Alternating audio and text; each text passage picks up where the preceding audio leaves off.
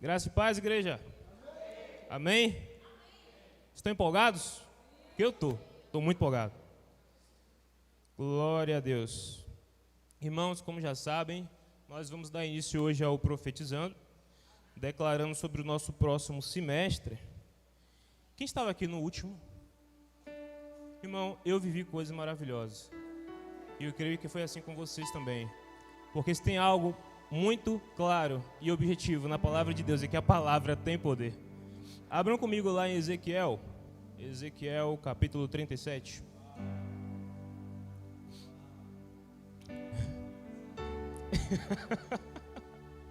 Ezequiel 37.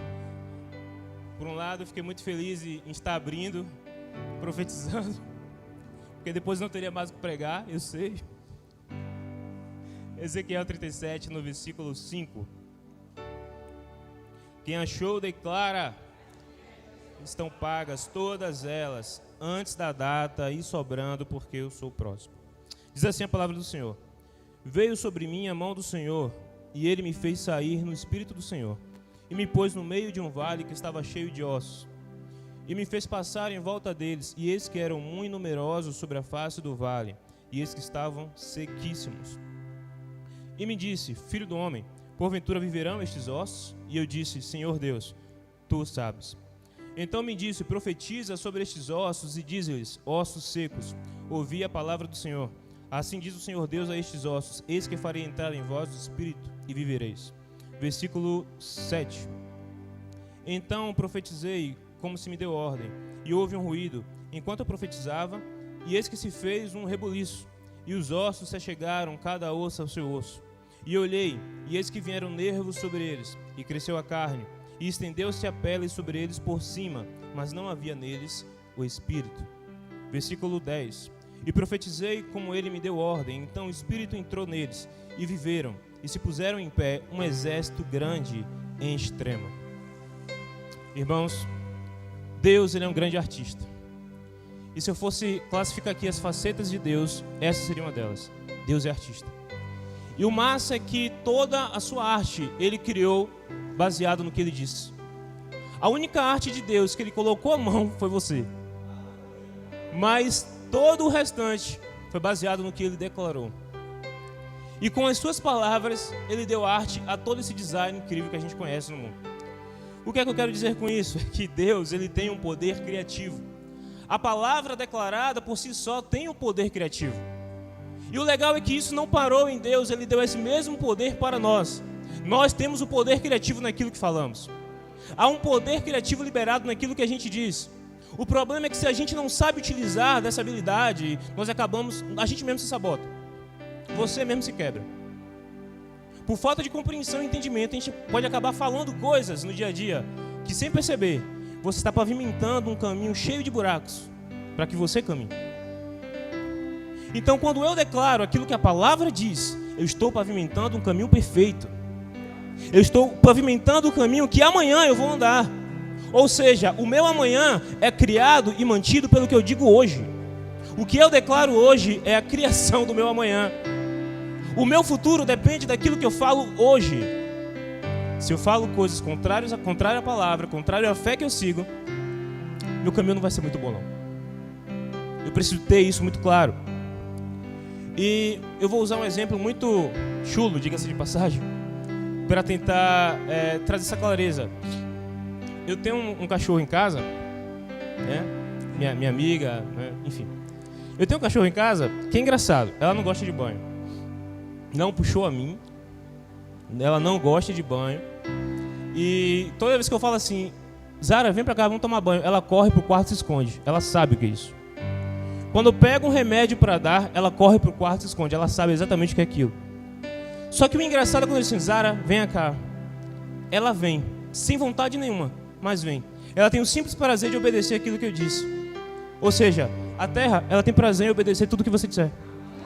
A terra tem prazer em obedecer, em corresponder a tudo que você disser.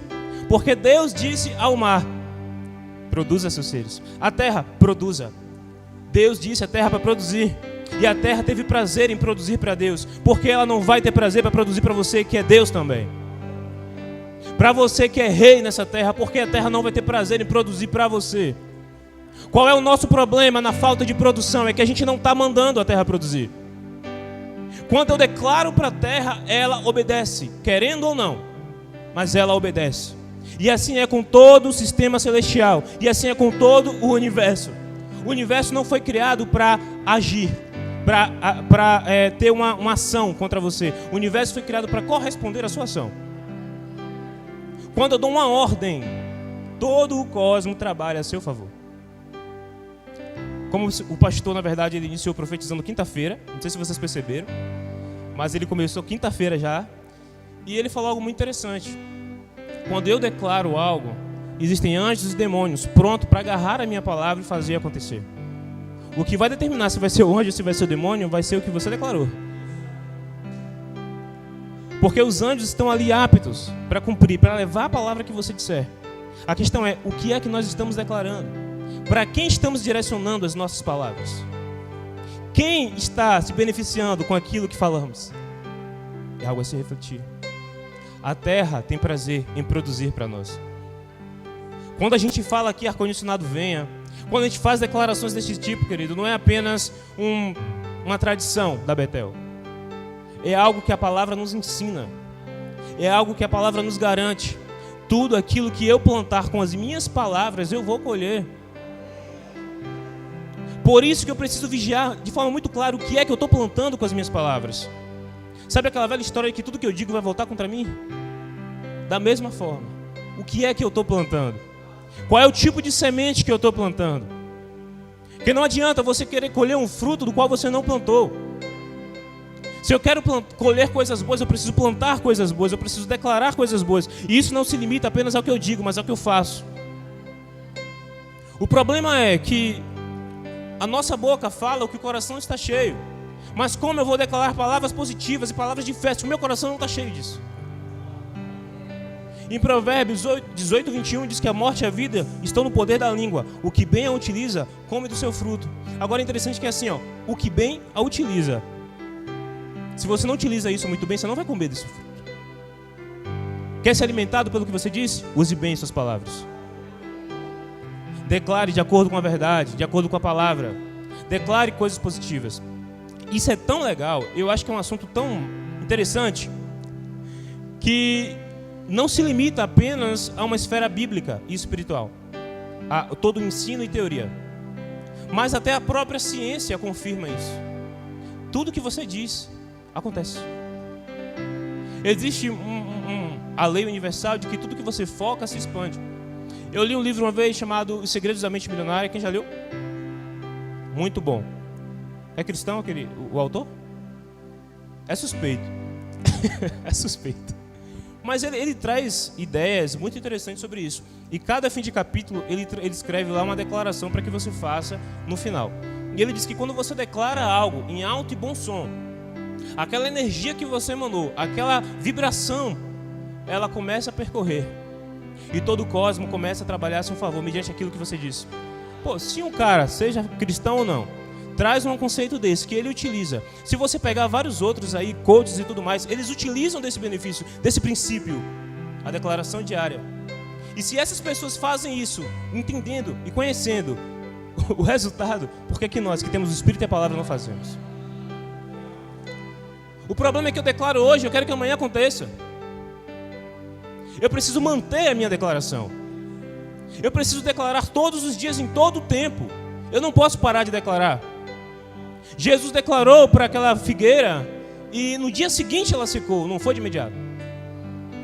Porque aquilo que Jesus disse começou a trabalhar na raiz. E pouco a pouco tomou conta de toda a figueira. Só que naquele contexto Jesus amaldiçoou a figueira. O que aconteceria se ele abençoasse a figueira? A figueira, em tempo ou fora de tempo, ela ia gerar, porque havia uma palavra sobre ela. Da mesma forma, sobre as situações da nossa vida, sobre as fases, sobre a nossa vida no geral, o que temos declarado. Se você declarou e ainda não viu o resultado, acredite, tem algo sendo trabalhado na raiz. Tem algo sendo estruturado. Porque Ezequiel, quando ele declarou, a palavra diz que primeiro surgiu os nervos, a pele e a carne, mas não havia vida. Significa que não teve efeito? Não. teve efeito. Só que estava no processo. Primeiro o nervo, a carne e a pele. Mas não havia vida. O que precisava para ter vida, ele continuava declarando. Nosso problema é que quando a gente não vê o resultado, a gente para e pergunta: Deus, não está funcionando. Sabe aquela velha história de Moisés? Moisés chegou diante dele e tinha um rio, tinha um mar. Ele olha para trás e tem um exército de Faraó. Eu acho que ele olhou para um lado, olhou para o outro e pensou: o que é que eu faço agora? Deus olhou lá de cima e disse: Moisés, o que é que você está fazendo aí? Diga ao povo que marche. A questão é, está parado por quê? Se você se vê sem saída, não pare. Abra um caminho.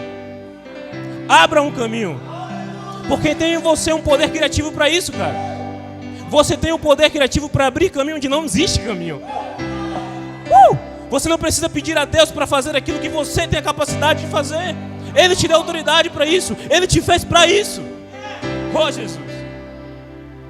Deus não te criou para que você fique pedindo para Ele fazer as coisas. Porque a maior das coisas Ele já fez e entregou o seu Filho. Para que você tivesse o poder. No nome de Jesus temos todo o poder. Todo o poder. Ele não te deu meia parte. Ele não te deu um pedaço da autoridade. Todo. Sabe o que é engraçado? Poucas vezes eu vi, eu acho que na verdade tem poucas vezes o relato, os detalhes da oração de Jesus. Em vários momentos você vê Jesus se retirando para orar, mas não detalhava como era a oração. As duas vezes que eu me lembro, primeiro foi quando no Getsemane e a segunda quando ele foi ressuscitar Lázaro. Olha as orações de Jesus. Eu não vi Jesus orando a Deus para ajudar ele a curar os enfermos. Eu não vi Jesus orando a Deus para ajudar ele a pregar, a ministrar, a ressuscitar morto. Porque ele sabia que havia nele essa capacidade, essa autoridade. Ele não precisava orar para Deus pedindo aquilo que ele já tinha. Ele orou para Deus pedindo algo que todo ser humano precisa: força. Senhor, se for possível, passa de mim este cálice. E a segunda vez que ele detalhou a oração foi simplesmente para que as pessoas vissem. Não porque ele precisava ter orado. Porque quando eu entendo quem eu sou e quando eu sei a capacidade que eu tenho em Deus, não é o exército de Faraó, muito menos o rio, eu vou continuar caminhando. Ainda que o vale pareça de ossos sequíssimos. Não eram ossos secos, estavam sequíssimos. Aí Deus chega e pergunta a Ezequiel, profeta, homem de Deus, homem, filho do homem, sei lá: porventura, pode esses ossos voltar à vida? Imagina Ezequiel dizendo: o Senhor é que sabe. Ele diz: olha, profetiza. Por que não há vida? Por que não há profecia? Profetiza sobre o vale. A questão é: qual é o vale que você está? Está no vale de ossos secos? Profetiza. Está tudo bem? Continua profetizando. Mas não pare de falar. Porque ali na analogia que Paulo faz sobre a armadura da fé, ele diz que a palavra é como uma espada. Como eu vou enfrentar as batalhas da vida sem uma espada? Como eu posso vencer uma batalha sem uma espada? E isso é tão fascinante. Eu viajo legal nessa comparação que Paulo faz. Viajo legal. Porque ele traz a fé como um escudo e a palavra como uma espada. É a combinação perfeita para vencer qualquer guerra. Perfeito. Mas volto a perguntar: por que não estamos utilizando? Aleluia. Em Marcos 11:13 diz o seguinte: e avistando de longe uma figueira que tinha folhas, foi ver se talvez pudesse encontrar nela alguma coisa.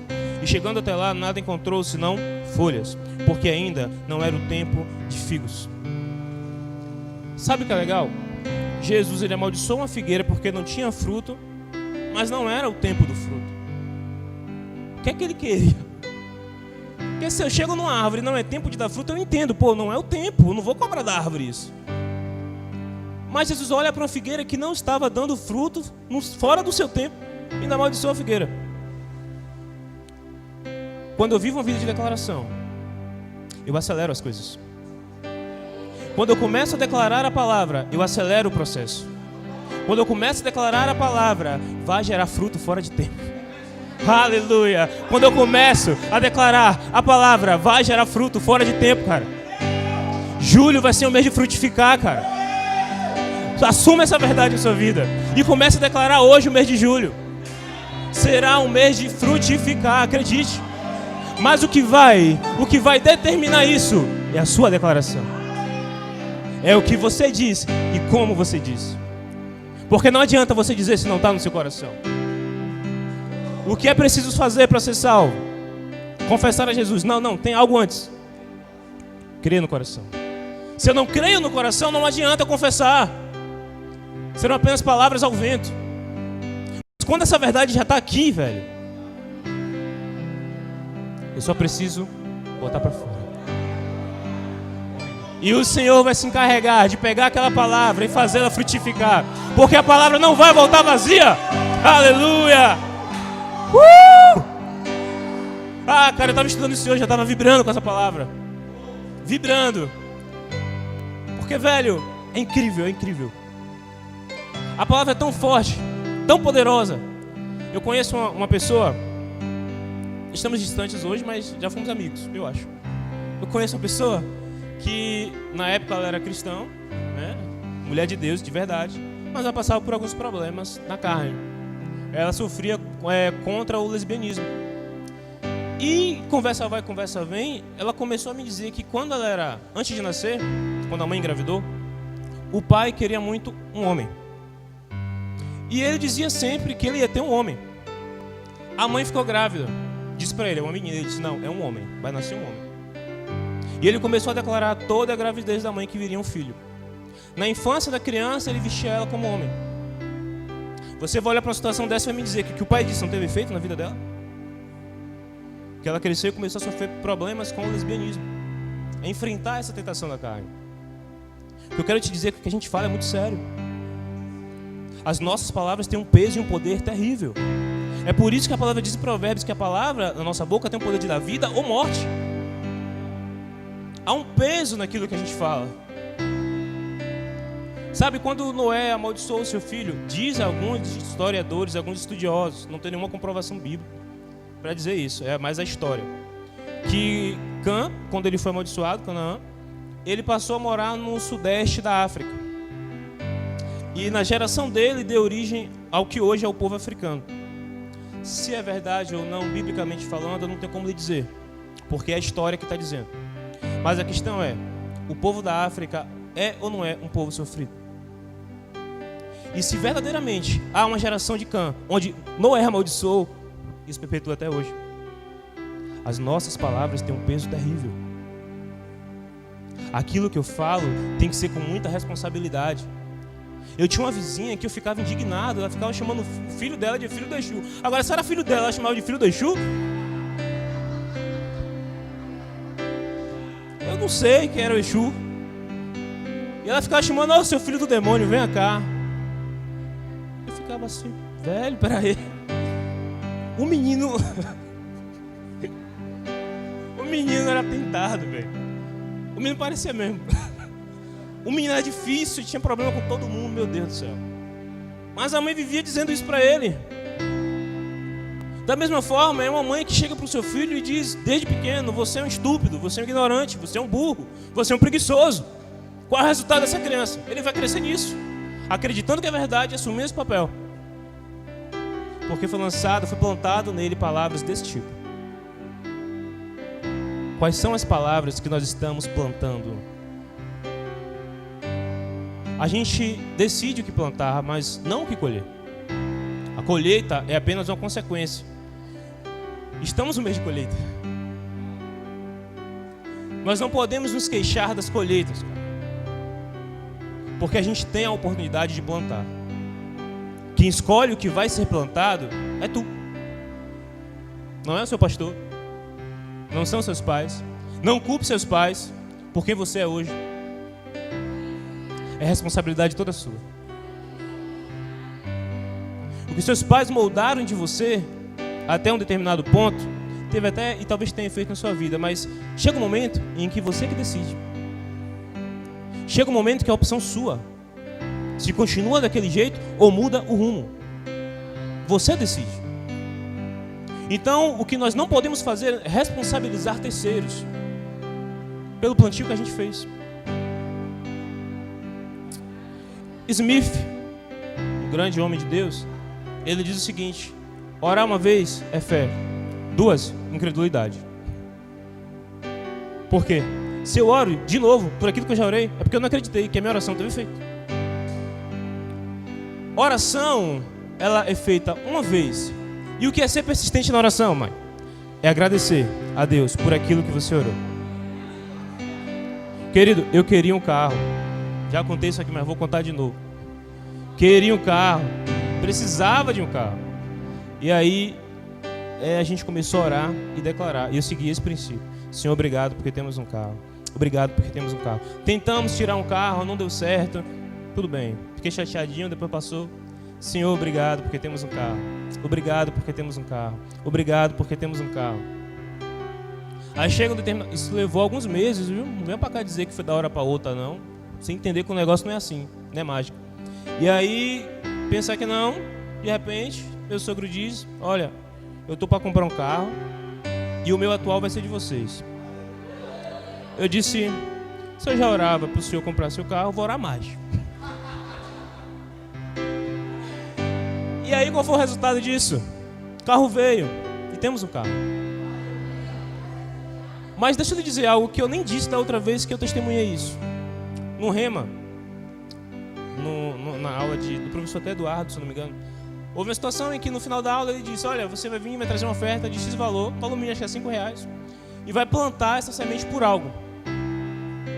Eu plantei R$5 com um carro.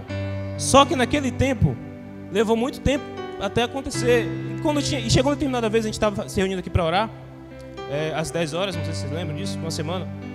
E aí surgiu essa mesma palavra. Eu pensei: rapaz, eu só ofertei R$5 por um carro, eu vou dar uma oferta maior. Não foi tão grande não, eu ofertei R$200. E Senhor Jesus, obrigado, porque eu estou ofertando aqui agradecendo pelo meu carro. E o carro veio. Eu não ia comprar um carro com R$200. Nunca na vida. Nunca. O que é que eu quero dizer com isso? O plantio não é só com palavras não, querido. Sua oferta também. Isso é algo que o pastor tem ensinado, é que é interessante você plantar agradecendo. Não é nem pedindo. A certeza é tanto que você já agradece. Aquilo que eu digo vai pavimentar o meu caminho, vai selar o meu destino. Então eu preciso afiar as minhas palavras com a palavra de Deus. O que é interessante, Ezequiel não falou qualquer coisa para os ossos. Ele falou o que Deus disse. Diga para os ossos, isso e isso. Ele foi lá e repetiu. Não, agora você vai declarar sobre o Espírito. Ele foi lá e repetiu. Porque a nossa palavra tem efeito, sim, tem. Mas ela tem efeito positivo quando ela é alinhada com a palavra de Deus. Não são palavras ao vento. Cara, a palavra de Deus não volta vazia. E eu que sou filho de Deus, representante do céu, a minha não vai voltar vazia também. Mas eu preciso ter cuidado com aquilo que eu digo. Eu preciso ter cautela com aquilo que eu declaro. Porque eu posso estar declarando uma maldição sobre mim mesmo, se eu não tiver sabedoria. A palavra diz em Marcos 11. Não, Romanos 10, versículo 8. Mas o que diz: a palavra está junto de ti, na tua boca e no teu coração. Esta é a palavra da fé que nós pregamos. Se confessares com a tua boca ao Senhor Jesus e creres em teu coração que Deus o ressuscitou dentre os mortos, tu serás salvo. Porque com o coração o homem crê para a justiça e com a boca faz confissão para a salvação. A palavra diz que onde está o nosso coração, ali está o nosso tesouro. O que é de tão valioso para mim? Onde estou depositando o meu coração? A quem eu estou entregando o meu coração? Porque onde estiver o meu coração, ali está o meu tesouro. E do que o meu coração estiver cheio, a minha boca vai confessar. Isso é algo tão real que ninguém confessa a Jesus por simplesmente bater a vontade de vir para a igreja e virar crente. Primeiro houve um desejo. Primeiro houve uma crença em seu coração, uma convicção. Eu preciso desse Jesus. E então a boca confessa essa verdade. É preciso que haja primeiro em nosso coração uma convicção daquilo que queremos, daquilo que estamos acreditando, para que a nossa palavra seja direcionada, para que a minha declaração seja direcionada ao que eu quero. Porque uma coisa que eu já disse e repito, Jesus não chegou ali para ressuscitar Lázaro e disse: defuntos, levantem. Ele declarou: Lázaro. Ele apontou, direcionou, ele especificou: ressuscita, Lázaro, levanta. Vem para fora. Especifique, cara, qual é o seu problema. O que é que está atrapalhando você de caminhar no seu vale? O que é que está destruindo o seu vale?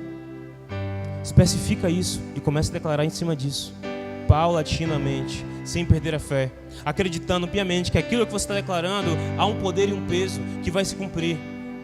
O que eu não posso, o que nós não podemos é abandonar essa verdade e passar a duvidar daquilo que o Senhor diz a nosso respeito. Porque a partir do momento que eu paro de acreditar nessa verdade, entra a preocupação, entra a ansiedade, entra a incredulidade. E Paulo diz que tudo que não é feito de fé é pecado. Isso quer dizer que incredulidade é pecado? É, incredulidade é pecado. Você está aí achando que pecado é só... é mais embaixo. A graça, ela não veio piorar as coisas, ela veio elevar o nível. Ao nível, ao ponto de que, ao mesmo tempo que você está em um outro nível de responsabilidade, você também está em outro nível de poder. Você está em um nível de poder tão intenso, que os seus pensamentos podem fazer as coisas acontecerem. Sério, sério. A palavra diz o quê? O que é que a palavra diz sobre isso? Deus, Ele conhece os nossos pensamentos e Ele vai fazer além do que pedimos, além do que imaginamos. Ah, meu Deus, isso quer dizer que às vezes eu não preciso nem declarar para Deus fazer, é verdade. Às vezes você nem declara e Deus vai lá e faz. Quando estamos alinhados e afinados com Deus, cara, é como um violão. Eu não toco violão. Já tentei, mas parei no meio do caminho. Mas um violão desafinado é horrível. Não atrai ninguém. Não engaja ninguém. Mas quando o violão começa a ser afinado, começa a apertar... Qual é o nome desse negócio aqui? Tarraxa? Começa a apertar a tarraxa. Sabe quando Deus começa a apertar? Te afiando, te afinando, te endireitando. Ah, meu Deus, tá doendo. Tá doendo. Cara, relaxa. Ele só tá te preparando para te tocar. E quando vier o primeiro acorde, oh Jesus, multidões serão atraídas, multidões serão tocadas. Deus, Ele só quer uma coisa: te usar.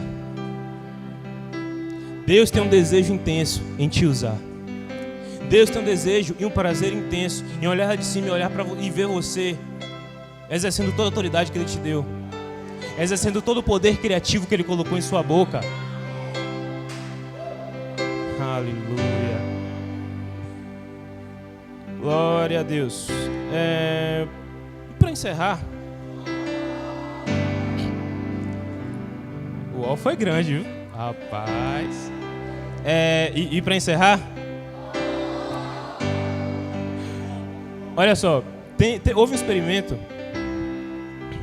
Não há nenhuma comprovação científica. A ciência, ela não quer comprovar que isso é verdade, porque não foi um experimento científico. O cara que fez isso é apenas um japonês. Ele era fascinado, morreu em 2014. Ele era fascinado pela água. Fascinado. O nome dele é Masaru Emoto. Era fascinado pelas águas. Ele escreveu um livro chamado As Mensagens da Água, um livro que ele ficou muito famoso, inclusive. E ele pesquisava várias coisas sobre isso. E ele chegou a acreditar que os pensamentos, as intenções e as palavras podiam alterar as substâncias. E ele se colocou a fazer um experimento.